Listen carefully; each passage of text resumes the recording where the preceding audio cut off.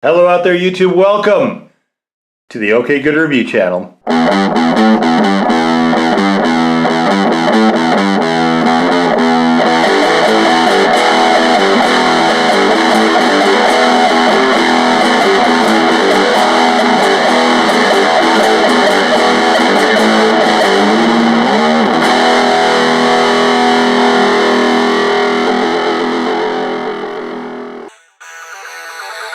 And here we are, guys, picking up on part 5 where we left off in part 4. And it's been a long road, guys. So, in addition to the previous 4 installments of this series, which they're sequential, so definitely check out parts 1 through 4, which will take you with the from the beginning of Kiss's career up through 1988, guys. Also will get you into my introduction to the band and our discussion of all of the 70s albums, most of the 80s albums, and I'll bring you up to speed to right now, all the band changes, all the sort of hallmarks that have really been kind of touchstones in the band's career. Of course, as mentioned, they are on their final tour as I record this, guys. Don't know when that's going to end. Could be a while. Could be a long while. Knowing Kiss, it probably will be, guys. I don't know if there's going to be any more studio records. And that was kind of what I was thinking. If there is, maybe there will be a 6th part of this. I don't know. There probably isn't a reason to do any more records, guys. I would imagine the guys can do solo discs if they want to do some more cuts, or maybe they'll do singles or something like that.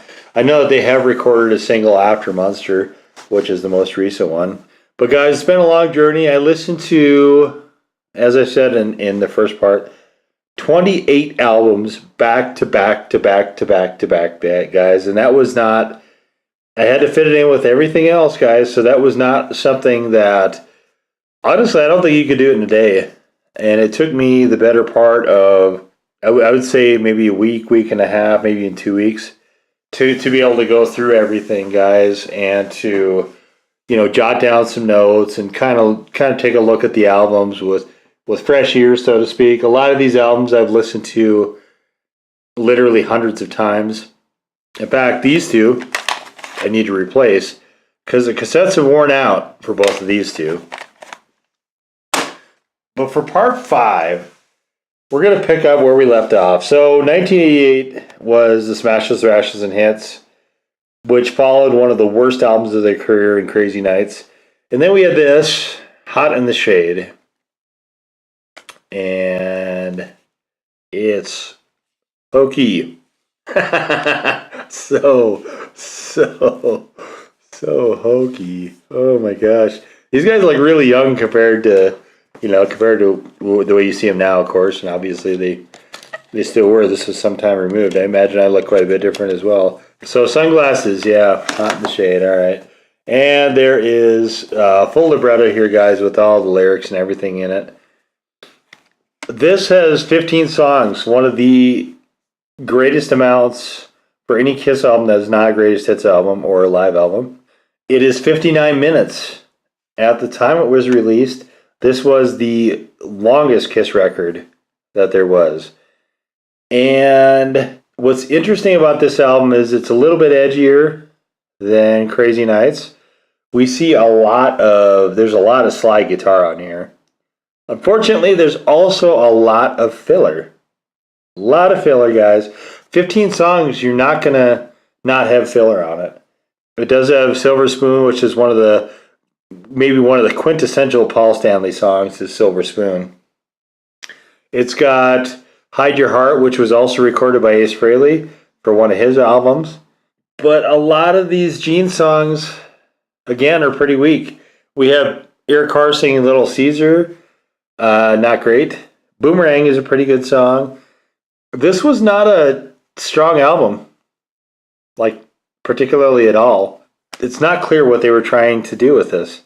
There's a lot of songs on here, and I like the slide guitar parts. I guess, guys, I never quite could figure out what they were attempting to do here, but definitely in comparison to Crazy Nights, this was definitely a step up. Not a great album. I'd say honestly this is more of an average, maybe solidish album, somewhere in there. And of course the entendres are going nuts, which was fine because it was still the 80s and that kind of stuff would sort of fit. It sounds like when they do it on these records, it sounds kind of silly now, but at the time that was all fine. This was, I think, meant to be more of a return to form than it actually was. It just didn't quite hit all the way. And part of this is they were not judicious. They just came out with this just sprawling, bulky thing. It was too much album and not enough editing. Just was not one of their stronger ones. However, guys, so we floundering, right? We're trading back with the guys in Kiss, trying to take turns producing albums. I think Gene was the lead producer on this one. We had Nevison on Crazy Nights. So, what does Kiss do? After this tour, Eric Carr, or possibly even before that, Eric Carr died. So prior to this, Eric Carr died. And the drummer position was kind of in limbo again. They had gotten Eric Singer for part of the tour or something with this. And of course, who do they get, guys? The guy who was there for some of the hugest hallmark changes to the band, Bob Ezrin. Again, back on board. And they came up with this album in 1992, and this thing was a hitter. This was a very, very, very punchy album. I would, in fact, go so far. I mean, this is borderline great. There's some dead songs on it. Every Time I Look at You was obviously meant to be a single in the veins of Forever, and it was poop. God Gave Rock and Roll to You Too didn't need to be on here. They could have cut that one out and just left that with the movie that they did it for. And the Car Jam is kind of there. But the rest of the songs, there's so many strong songs on this. In a lot of ways, guys, this would be another contender for the best album Kiss has had. And I don't know what to make of the expressions of these guys. But, so it was the Leather Trench Coat album, I guess. Oh, except for Bruce. Kulick's looks like chainmail or something on his. So, yeah, this is another very, very strong return to form. This had Eric Singer on, and, you know, it's tough because they didn't want Eric Carr to go crazy with the double kicks. Eric Singer came on and just floored it on this album. Just went nuts with this thing, and it really drove the album. Vinnie Vincent was back for a lot of this album. Vinnie Vincent, of course, is on Lick It Up, another one that would be in the running for their best album ever. And you had a lot of syncopation because Bob Ezrin loves that. And it's just a fantastic album. I mean, it's other than those songs I mentioned, the cover song and Every Time I Look at You, and the beauty of CDs is you can just skip those. But the rest of them, I mean, Gene Simmons sounds angry on this one, really angry. And the Paul Stanley songs, too, are just, they're on fire. I mean, they're just riff happy. This is a very, very good disc, for sure, guys. From there, they went to Alive 3. Now, Alive 3, I used to have, I don't have it anymore. Honestly, guys, it is in a lot of ways, guys, one of the worst live albums I've ever heard. Gene Simmons, as cool as he does stuff like Domino and Spit and things like that in the studio, Gene Simmons has a hard time backing that up live, especially when you're on a stage and you have to have volume. Those are quieter things. And if you try to take them and then something that is functional and quieter, and then you try to make it loud, you can lose things. And it lost a lot of the songs. His voice was in very poor form, guys, for that record. A lot of the vocal delivery was just not solid at all. And Alive 3, guys, obviously you can safely skip because I don't have it any longer, guys. It is not in my collection. Again, just very, very disappointing. And at that point, I think they kind of given up on Alive until they did the Symphony thing. And the Symphony thing was kind of cool. That was a cool touch also.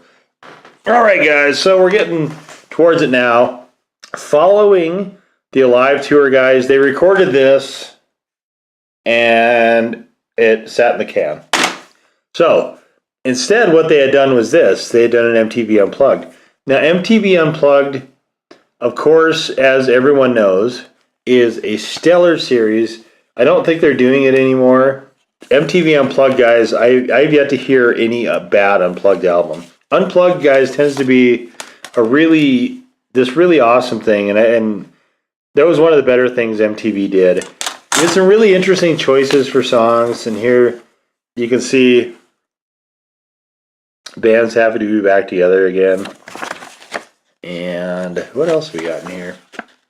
This, of course, guys, as many of you know, yeah, we got a whole bunch of stuff here. So some from rehearsal, some from the actual live performance.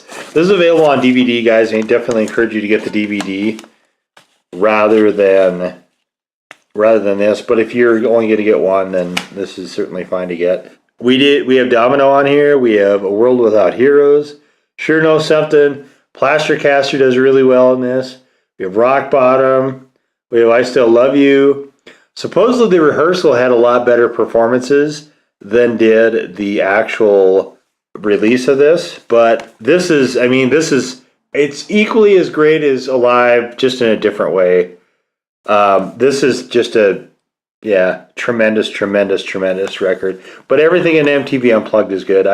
Like I said, I can't imagine a bad Unplugged. And it's interesting to hear the way that some of these translate into acoustic. So he does Going Blind. Going Blind shows up on here because Gene, of course. And he modifies the lyrics, and that was kind of funny. The song choice I initially thought was kind of curious. And listening to it again, I still think it's kind of curious. But this is about an hour. So this one I think was closer to 50 minutes. And like I said, it would have leaned it up considerably if they would have cut those other two songs off of it. But every time I look at you as a single, so that wasn't going to happen.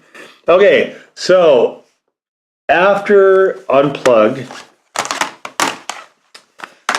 there was a whole reunite, get the band back together, make an album. So we'll get to that here in a second. But before that, almost under the radar, this thing got put out. And this was Carnival of Souls.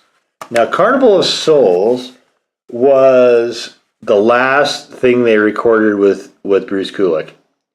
And it was supposed to be this kind of grungy, darker, more raw-sounding follow-up to Revenge. Whereas Revenge is probably about as close as they've ever gotten to heavy metal. It's really straightforward, pretty much just really aggressive and awesome hard rock. This one, they were chasing grunge, and it's a very experimental record.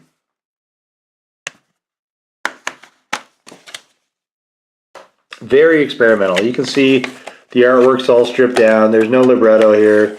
It's just credits. And it starts off with Hate. And Master and Slave is probably the most Kiss-like song on here, guys. But it is dark. It is very edgy, but it also is very plodding. It's grunge that just drags along, guys. This is the longest CD from the studio they released at 60 minutes. So it's just a touch longer than Hot in the Shade. And it's interesting watching them try to play Music Chameleon. And some of those work and some of them don't. I think this would have been reworked a lot more if they wouldn't have given up playing around with the album, because they, by that point, were fully into the reunion swing. This was bootlegged, and I think they were not ever going to release it. And I think there were so many bootlegs out there, guys, they finally gave up and just had to do that. So it's, I don't know where I'd put this. I would put this towards the bottom, certainly. I don't think this album works. I don't think it's a very successful album, but it's not actively bad on the level like Crazy Nights. Again, this is meaningful if you're a Kiss fan. If you're not a dyed-in-the-wool, die-hard Kiss fan, then you can skip it. And, of course, here is Psycho Circus, and you can see we have this cool lenticular thing behind the curtain with the clown and the faces. And come inside, and we have So we have this nifty thing, right?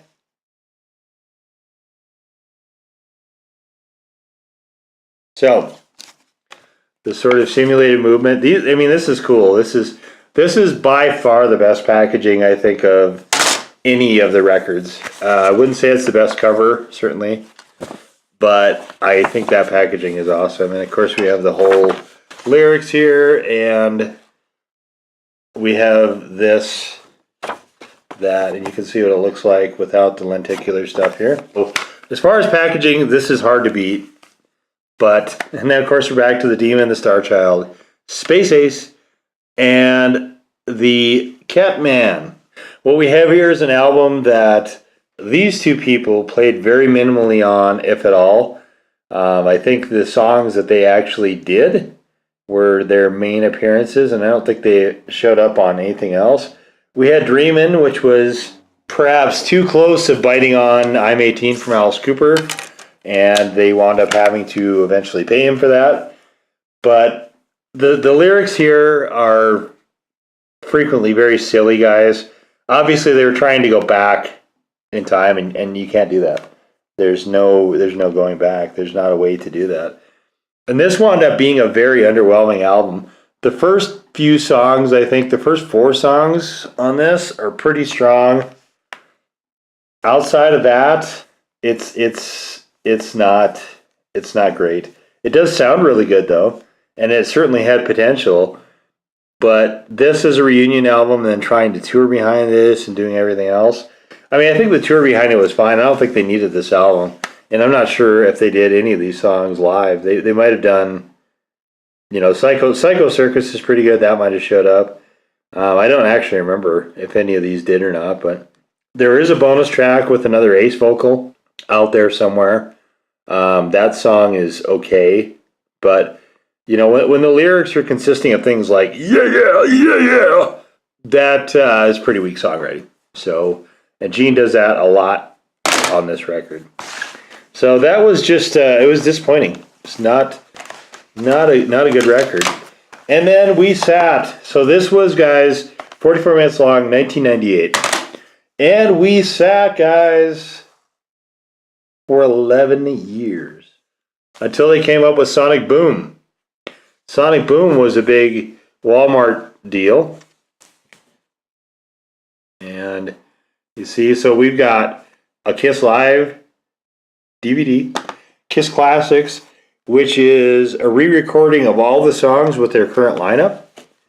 And we have the Sonic Boom CD itself.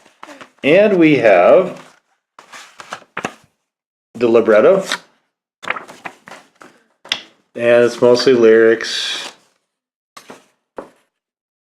So we have, this is kind of funny. So you can see Gene Simmons' signature here, right? Gene $ Simmons. That's cute. And we have Paul Stanley and Eric Singer. A little bit of flair there in the signatures. I mean, all this stuff's cool. This is all cool packaging. I like this packaging too. Nothing wrong with this. I wonder why poor Eric Singer got to have his face obscured, huh? So Sonic Boom was supposed to be the big return to form with the current lineup of Tommy Thayer playing Ace and Eric Singer playing Peter Criss and sometimes also playing Eric Singer. And a lot of this is not necessary. I mean, Kiss Classics is, I guess, kind of cool if they're going to throw it in the live DVD as well. I haven't experienced either one of those because I, honestly, at this point that this came out, I was kind of beyond caring, guys, to be honest with you. There's a lot of entendres in this one and in Munster, the very last one they did. And those entendres, I think, were killed by Nine Inch Nails, and they just don't work. You listen to them, and they honestly sound goofy, just silliness. This was a victim of a lot of weak songs, and a lot of this is honestly really boring. We have Modern Day Delilah, which was the single, and a very good demonstration of a loss of vocal range and a declining of vocals. That one, I think, probably would have been okay on some of the other earlier albums, but this one, it just, I think it worked okay as a single because people were like, oh, that's cool. You know, they sound like they used to sound, and that's kind of what they were going for. But this doesn't quite even sound like it used to sound. You can't go back. It just doesn't work. So no matter how many times Tommy Thayer rips Ace's solos and his different musical devices and some of the mannerisms that he does on guitar, no matter how many times that happens, it doesn't work. I mean, there's actually areas of this where he borrows solos directly, like on a note for note basis. And you know, when you hear all the old stuff from the 70s of what really built them into a big deal enough that people will care about this in the first place, when you hear that and then you hear the new guy, and maybe he was told to do that, I don't know, but when he's doing that directly with stuff like the solo, here it is, you know, Love Gun, for instance, that part of that solo shows up as a solo of another one. Yeah. And that's kind of where Kiss is, you know, they were reluctant to do a studio album as they thought nobody cared. And I don't know how many of these songs they even do live. But Modern Day Delilah, you've got Paul Stanley actually stopping the song numerous times to try to do note holding and, you know, racing up the octave and all that vocal range stuff. And it just doesn't work. Like this song is better without all that stuff, the sort of show off stuff. And he's not on this recording. He was not there for that anyway. He's not at that point capable of it. So vocally, it was just a little bit weak. And I mean, I understand why they didn't want her to do more records. You know, to come out with something like this after all that time, 11 years, and you just come out with something okay. Or you have a reunion, right? This one. So the band wasn't together after 1978, right? This is 20 years. They come together and they just put out this mediocre stuff. Judas Priest did the same thing. It's certainly not Kiss alone that did that. But that's part of the danger of it. You might as well just get together and do a tour. The only one that's actually worked well for is Iron Maiden at this point. So, this is it, guys. The last one. This was 43 minutes. This is actually, honestly, 43 minutes also. And we have another goofy album cover. This one is kind of cool. I like this one better. I don't like this. This is, it seems like it should have been sponsored by Monster Energy drinks. You know, and just this font is kind of funky. So inside we have, I don't know what that is, but it also shows up elsewhere.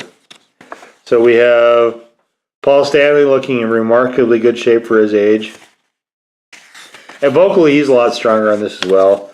Gene Simmons, who's looks like he's just going to be the low, playful big kid again here.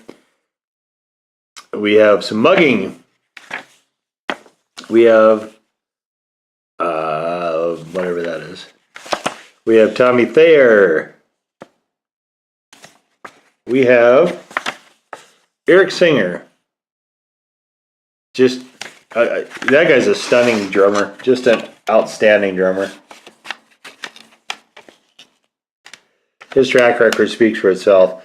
So this one is probably going to be the last studio record, and it probably should be. It's better than Sonic Boom. It's a step up, a very definite step up.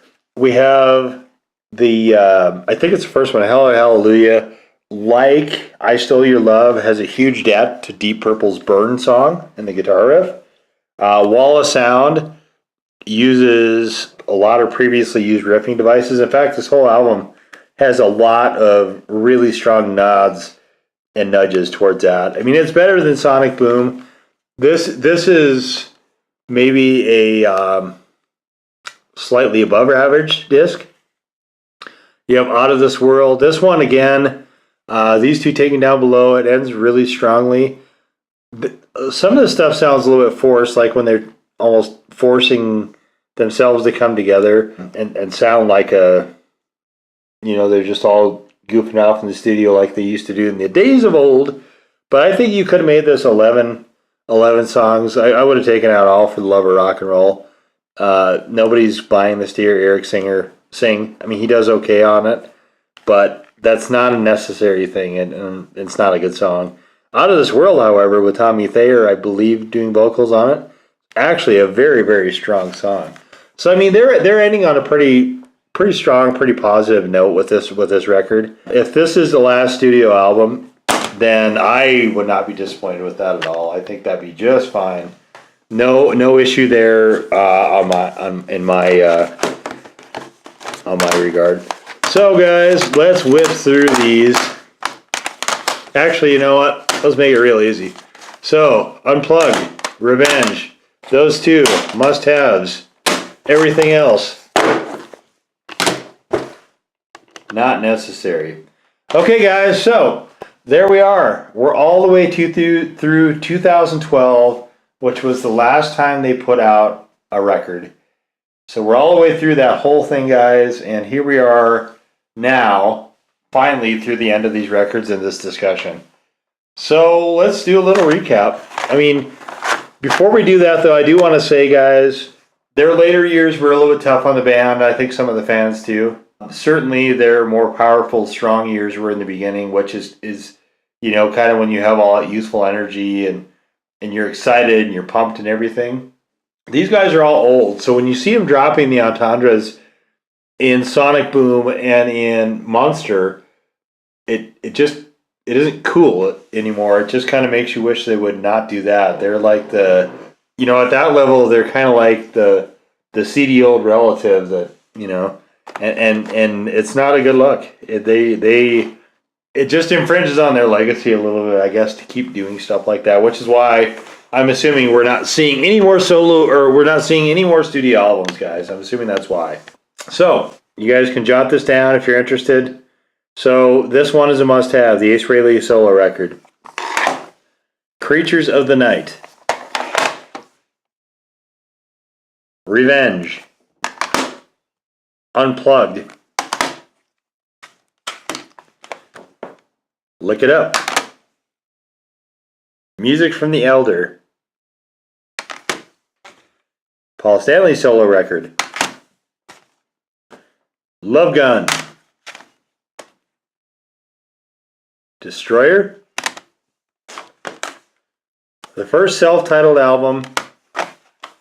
And Alive. The first Alive record, guys.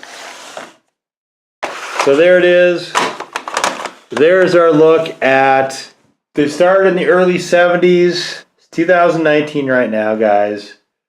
So what did we say? We say it's about, 45 years? 46 years? Something like that. It's an impressive career by any measure, guys. They are certainly one of the most dynamic, one of the most influential, one of the strongest acts on the live stage that certainly America has produced, but not only that, but around the world, guys. They revolutionized a lot of things that we see as commonplace now. They really, really, really not only set the bar high and kicked it way up into the stratosphere, in some respects, guys, they actually created the bar itself. So, I mean, they're icons in every sense of the word, guys. If you care at all about music, certainly Kiss is an act, guys, that you should be aware of and definitely partake of the band and enjoy what they have to offer, because they're iconic. They were the biggest band on the planet at one time, and how many other bands can say that? I mean, how many? There's only a handful that could ever make that claim, guys. They are certainly one of them. I mean, Kiss is just remarkable in a lot of ways. If you're new to the band and you're not familiar with them, in my view, the best place to start is Double Platinum. You can definitely check out the ones that I feel like are must-haves. However, Double Platinum is the place to start, because that will sort of demonstrate to you why they're important. And if it's something that is not your bag, then you'll know pretty quickly, by the end of that album. But if it is, that really contains a lot of their strongest work. And that's still, to this day, kind of the gold standard for greatest hits packages. Just like Alive, the first Alive record is the gold standard for live records. Guys, hopefully you enjoyed our discussion here with this retrospective. If you did, guys, or if you have suggestions or anything like that, we'd certainly love to hear from you. Love the old thumbs up. Love the red subscribe button. Guys, hit the blue bell if you want to be notified. I'm planning on continuing the Big Daddy Destruct Discusses series into other stuff. Maybe some trade paperbacks of comics, guys. Maybe some different band careers. I don't know where this is going to take me just yet. This was a lot of fun to do, but obviously, as you can see, it's a lot of work as well to listen to everything and to try to put it in context, and then also to jot down, some of the notes and points that you want to make about it. One of the big fun things, I guess, for me when I was younger and even now, as a music fan, is kind of discussing these records and why they mean things to you and what you like, and just getting some high quality enjoyment out of all this stuff, guys. And I'm very pleased, guys, to be able to share this with you guys. This has been a lot of fun for me as well. All of that will wind up being in one big playlist, of course, guys. But if there's other stuff you'd like to see me do, let me know what that is, guys, and I'll take a look at trying to get that on some future installments. Like I said, this is a massive amount of work, so this is not going to be something I'm doing every day, just because the buildup is pretty intense. But, guys, I definitely had a lot of fun producing this and getting this out here for you guys, so I certainly am planning on doing it again. But if there's something you want to see, I would definitely like to know that too. It may be something I already have on the list and I can move up for sure. And, we always like hearing from you guys. We appreciate everybody that subscribes, that comes to our channel and checks out the videos. We are very, very grateful for all of you. Anyway, though, guys, that's going to wrap it up for us this time. We will see you all next time. Bye-bye.